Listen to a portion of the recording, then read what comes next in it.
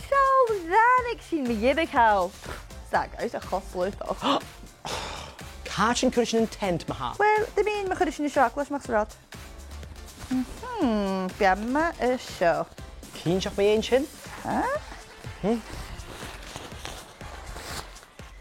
Bekah?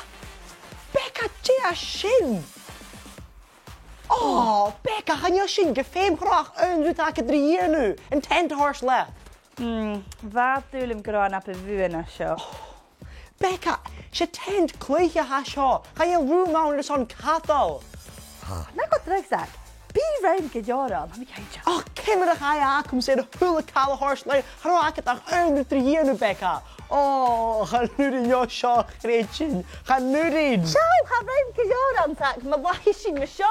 Bi sy'n gymac ofyrstol yn noch.